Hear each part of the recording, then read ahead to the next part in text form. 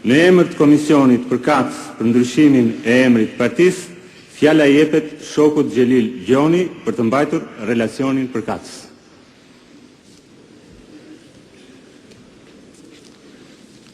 Tani shok, gjatë të gjithë fushatës së zgjedhjeve në parti,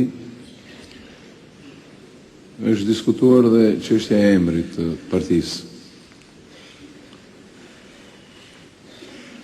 Ka patur propozime të ndryshme, si emërtime, thjesht. Ka pas një propozim që të mbetet kështu siç është, Partia e Punës së Shqipërisë. Ka patur një propozim tjetër që të jetë Partia e Punës e Reformuar e Shqipërisë. Ka patur propozim që të jetë Partia Socialiste e Shqipërisë,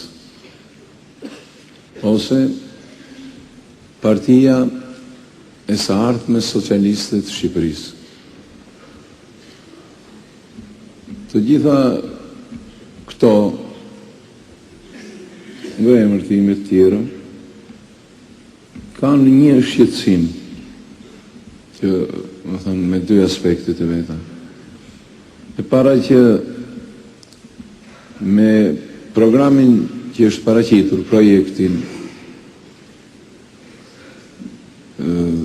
detyrat strategjike, taktike të partisë ndryshojnë, kanë parasysh një etapë të re zhvillimi komplekse të brendshme dhe të jashtme, kanë parasysh dhe ato situata që u analizuan këtu në Kongres përmjet raportit dhe diskutimeve.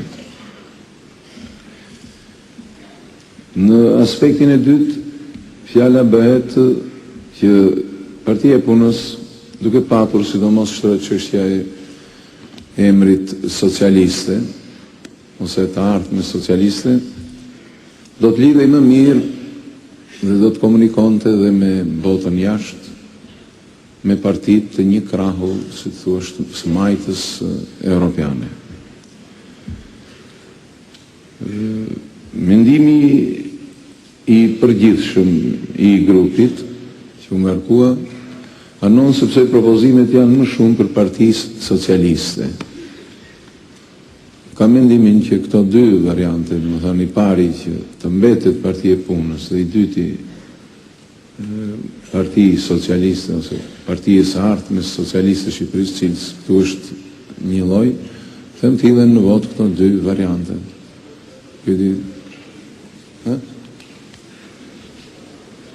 Siç ram dakord, hedhim fillimisht në vot propozimin që të ndryshohet emri i partisë sonë në Partisë Socialiste.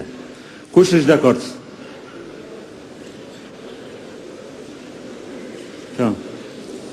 Kundra?